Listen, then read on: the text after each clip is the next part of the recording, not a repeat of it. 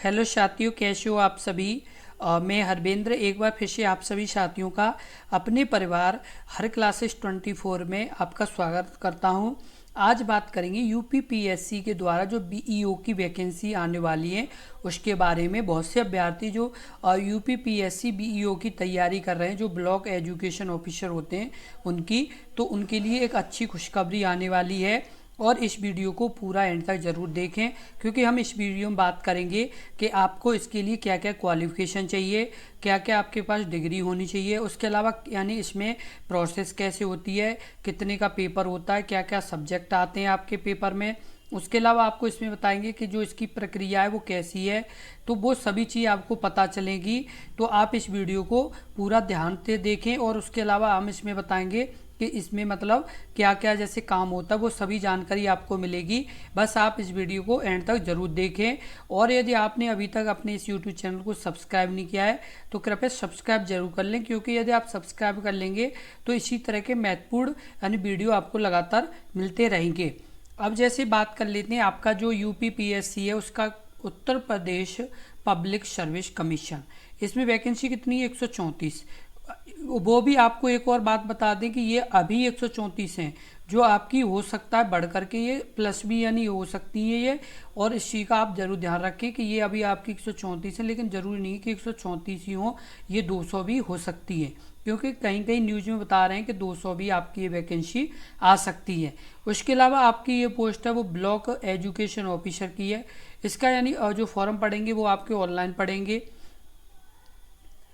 उसके बाद आपको बता दें कि इसमें एज लिमिट कितनी क्या है, तो आपकी जनरल के लिए 21 से 40 है, ओबीसी के लिए 21 से 45 है, उसका एससी और एसटी के लिए 21 से 45 है, और पीडब्ल्यूडी के लिए 21 से भी 45 है। ये आपकी क्या आयु में छूट है। उसके अलावा आपको बता दें शैक्षिक योग्यता, इसके लिए क्या आपके पास यानी क्वालिफिकेशन होनी चाहिए, तो ग्रेजुएशन डिग्री होनी चाहिए और आपके पास यानी बीएड भी होनी चाहिए, तभी आप यूपी बीईओ जो ब्लॉक एजुकेशन ऑफिसर है इसमें फॉर्म भर पाएंगे। और ये बहुत ही अच्छी नौकरी है, और आपको बता दें ये एक अधिकारी लेवल की नौकरी है, क्योंकि ये जो ब्लॉक में जो एजुकेशन ऑफिसर होते हैं तो ये मतलब पूरे ब्लॉक के यानी मेन होते हैं। जो एक मतलब जैसे प्रत्येक यानी ब्लॉक जो प्रत्येक मतलब जैसे कला होता है यानी उसका यानी क्या होते हैं, प्रत्येक का यानी मेन होते हैं। तो इस चीज़ का आप जरूर ध्यान रखें, क्योंकि ये आपके लिए बहुत ही अच्छी वैकेंसी है। उसके बाद बता दें सिलेक्शन प्रोसेस, पहले प्रीलिम्स होगा, फिर मेंस होगा, उसके बाद साक्षात्कार यानी इंटरव्यू होगा। क्या होगा? पहले प्री यानी एग्जाम होगा, फिर मेंस होगा, फिर उसके बाद साक्षात्कार यानी इंटरव्यू होगा, और अंतिम मेरिट मुख्य परीक्षा के आधार पर बनेगी।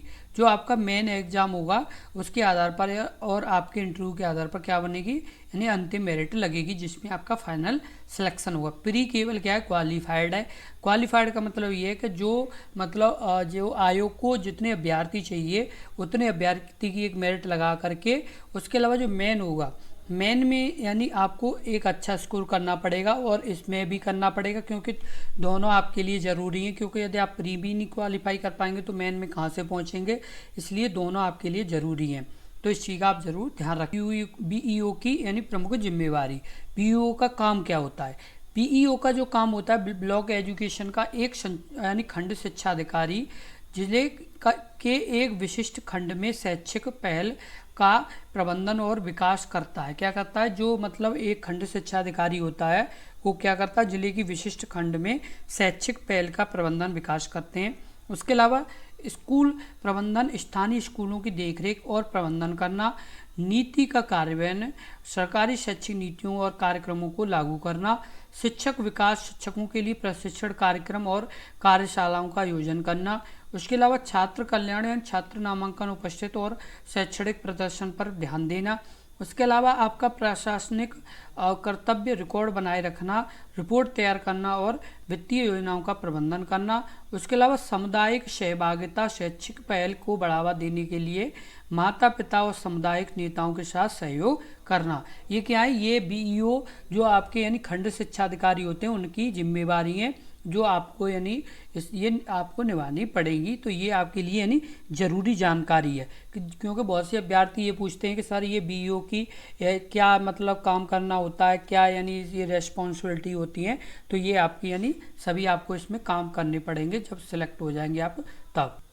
उसके बाद बता दें आपका यानी प्रीलिमिनरी में क्या होगा। प्रीलिमिनरी में आपकी यानी जनरल स्टडीज का एग्जाम होगा जिसमें 120 प्रश्न आएंगे, 300 नंबर का आपका पेपर होगा। टाइम मिलेगा आपको 2 घंटे। कितना टाइम मिलेगा? 2 घंटे टाइम मिलेगा। और प्रत्येक प्रश्न आपका 2.5 नंबर का होगा। कितने का? 2.5 नंबर का होगा। उसके बाद प्रत्येक गलत पर आपके 1/3 अंक काट लिए जाएंगे। कितने? 1/3 आपके अंक काट लिए जाएंगे। और आपको बता दें कि आपकी ये पेपर है प्रीलिमिनरी, इसकी तैयारी लगातार आपके अपने इस यूट्यूब चैनल पर कराई जा रही है, जिसमें आपकी हिस्ट्री भी है, ज्योग्राफी है, पॉलिटी है, उत्तर प्रदेश है, जितने आपके यानी महत्वपूर्ण यानी सब्जेक्ट है वो सभी की तैयारी लगातार अपने इस यूट्यूब चैनल पर कराई जा रही है। तो आप लगातार जुड़े रहें। और यदि अभी तक आपने अपने इस यूट्यूब चैनल को सब्सक्राइब नहीं किया है तो सब्सक्राइब जरूर कर लें। फिर आगे बात कर लेते हैं इसमें वेतनमान। तो वेतन है वो 9300 से लेकर के 34,000 है। उसके अलावा ग्रेड पे है, ये 4800 ग्रेड पे की जॉब है। कितने की? 4800 ग्रेड पे की, जो कि बहुत अच्छी लेवल की जॉब है क्योंकि ये अधिकारी लेवल की जॉब है। उसका महंगाई भत्ता है DA 8,000 यानी 92, मूल वेतन का 17% है। उसके अलावा मकान किराया भत्ता HRA शहर के अनुसार अलग अलग हो सकता है। उदाहरण के लिए ए शहर के लिए 5,000 यानी 5600 है, तो यानी सी शहर के लिए 1800 भी हो सकता है। क्योंकि जैसे शहर की यानी क्वालिटी की, जैसे शहर की यानी महंगाई और शहर का एक जो लेवल है उस हिसाब से HRA मिलता है। यदि आप यानी छोटे से शहर में रह रहे हैं तो उसी हिसाब से, एक बड़ी यानी सिटी में रह रहे हैं तो उस हिसाब से महंगाई का आपका भत्ता मिलेगा।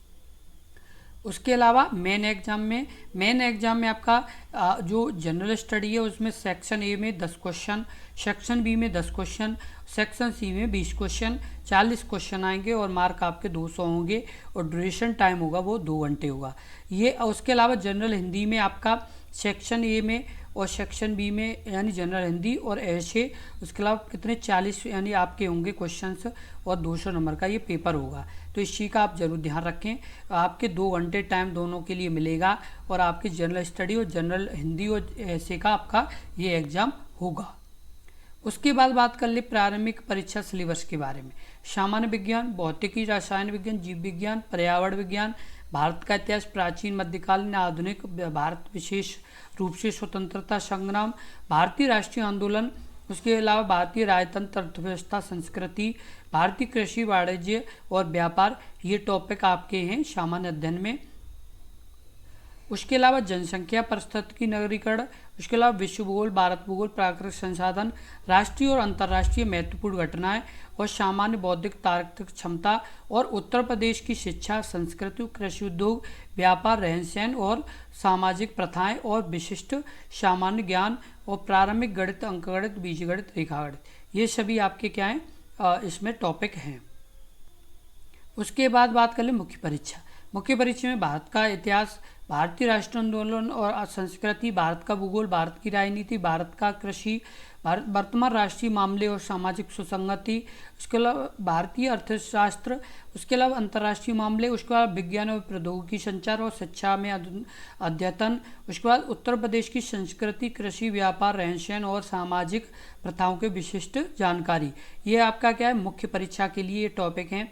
उसके अलावा निबंध में आपका है 2 खंड होंगे, प्रत्येक से 700 शब्द होंगे। साहित्यिक संस्कृति, राष्ट्रीय विकास योजना क्रियान्वयन और राष्ट्रीय अंतर्राष्ट्रीय सामाजिक समस्या निदान और विज्ञान, पर्यावरण और प्राकृतिक आपदाएं और उनके निवारण और कृषि, उद्योग, व्यापार, ये आपके क्या हैं टॉपिक हैं किससे निबंध से संबंधित। आपको बता दें कि अपने इस YouTube चैनल पर लगातार आपके अपने एग्ज़ाम की तैयारी कराई जा रही है। जितने भी अभ्यर्थी इस एग्ज़ाम की तैयारी कर रहे हैं वो लगातार अपने इस YouTube चैनल पर से जुड़े रहें और इस वीडियो को ज़्यादा से ज़्यादा शेयर करें, क्योंकि यदि आप शेयर करेंगे तो और भी अभ्यर्थी जुड़ेंगे, उससे और आपका कंपटीशन बढ़ेगा, तो आपको भी अच्छा लगेगा कि हमारी किस लेवल की तैयारी है। क्योंकि तैयारी का जब ही पता चलता है जब ज़्यादा से ज़्यादा अभ्यर्थियों के साथ हम अपनी तैयारी करें और ये पता चले कि हमारी तैयारी अभी किस लेवल की है, अभी हमें कुछ सुधार तो नहीं करना है। तो और आपको बता दें कि लगातार सब्जेक्ट के अलावा आपके लगातार प्रैक्टिस सेट और जो प्रीवियस ईयर में पूछे गए प्रश्न BEO के वो सभी यानी कराए जा रहे हैं। तो आप लगातार जुड़े रहें और आप अपने इस परिवार से यानी आगे भी लगातार जुड़े रहेंगे, क्योंकि जब तक आप जुड़े रहेंगे तब तक आपकी तैयारी अच्छी होती रहेगी और जब भी आप समय नहीं देंगे उसी टाइम आपकी तैयारी भी अच्छे से नहीं हो पाएगी। इसलिए लगातार जुड़े रहें और हम लगातार जब तक आपके एग्जाम होंगे तब तक आपके, चाहे वो प्रैक्टिस सेट हों, प्रीवियस ईयर के क्वेश्चन हों, सभी यानी लगातार कराने की कोशिश करेंगे, जिससे आपका एक भी प्रश्न छूटे नहीं और सभी यानी प्रश्नों के अच्छे आपके यानी प्रश्न सही हो पाएँ। क्योंकि जो आपके यानी जितने भी प्रश्न हैं वो सभी यानी ज़्यादा से ज़्यादा सही होंगे, तभी आपका एक अच्छा स्कोर बनेगा और इसमें कंपटीशन भी अच्छा रहेगा। इसलिए इस वीडियो को ज़्यादा से ज़्यादा ज़रूर शेयर करें। और यदि आपको वीडियो अच्छी लगी हो और आपको अच्छे से समझ में आई हो तो कृपया आप लाइक ज़रूर कर दें, क्योंकि यदि आप लाइक कर देंगे तो हमें ये महसूस होगा कि हम आपको अच्छे से समझा पाएँ और आप भी अच्छे से समझ गए। धन्यवाद।